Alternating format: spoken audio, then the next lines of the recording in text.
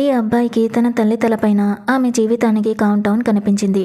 చుట్టూ ఉన్న గ్రామస్తుల తలల మీద కూడా కౌంట్ డౌన్లు ఉన్నాయి. అది అందరికీ వరద వస్తుందని చూపించింది.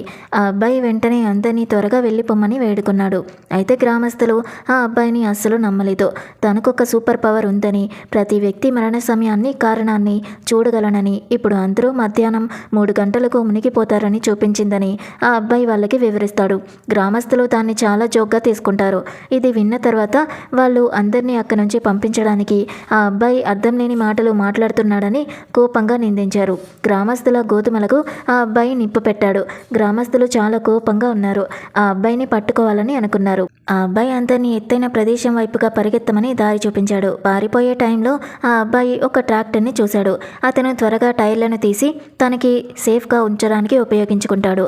తమ వాహనాన్ని విడదీయడం చూసిన గ్రామస్తులు మరింత కోపానికి వచ్చారు. వాళ్ళు ఒక కర్రని తీసుకుని ఆ అబ్బాయికి బుద్ధి చెప్పాలని అనుకున్నారు. కానీ అప్పుడే వరద వచ్చింది. గ్రామస్తులు చాలా భయపడ్డారు. ఏం చేయాలో వాళ్ళకి తెలియలేదు.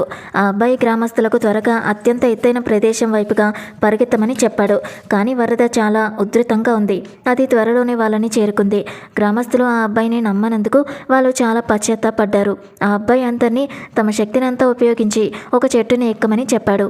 కానీ అప్పుడే వరదలు సడన్గా తగ్గిపోయాయి.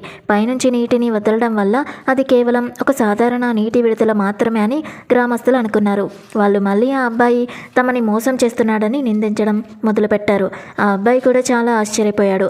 అప్పుడే అతను గ్రామస్తుల తలలపైన ఉన్న కౌంట్ డౌన్లను మాయం కాలేదు అని చూశాడు.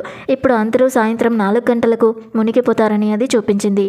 ఆ అబ్బాయి త్వరగా అందరికీ సాయంత్రం 4 గంటలకు ఆనకట్ట పూర్తిగా కూలిపోతుందని చెప్పాడు. అప్పుడు అతను తన కుటుంబాన్ని దాన్ని తనిఖీ చేయడానికి తీసుకెళ్లాడు. నిజంగానే ఆనకట్ట మీద పగుళ్ళు ఉన్నాయని, అది కూలిపోవడానికి కారణం కాకపోవచ్చని వాళ్ళు అనుకున్నారు. కానీ వివరించడానికి ఆ అబ్బాయికి టైం లేదు. ఖాళీని అడ్డుకోవడానికి గ్రామ పెద్ద ట్రక్ని ఈ అబ్బాయి ఉపయోగించాలనుకున్నాడు. గ్రామ పెద్ద కోపంగా ఒక ఇటుకని తీసుకొని ఆ వ్యక్తి తల్లిదండ్రులని పట్టుకున్నాడు. వెంటనే ట్రక్ని ఆపమని ఆ అబ్బాయిని బెదిరించాడు. ఆ అబ్బాయి ఆపడానికి ఇష్టపడడం లేదని చూసి గ్రామ పెద్ద ఆ అబ్బాయి తండ్రి వీపు మీద ఇటుకతో కొట్టాడు. ఆ అబ్బాయికి ట్రక్ నాపి గ్రామ పెద్దతో రాజీ పడ్డం తప్ప వేరే మార్గం లేదు. అప్పుడే నీటి మట్టాలు సడన్గా పెరిగిపోతాయి. ఆనకట్ట కూలడం మొదలవుతుంది. మరియు గ్రామస్తులు దాని మూల్యాన్ని చెల్లించారు.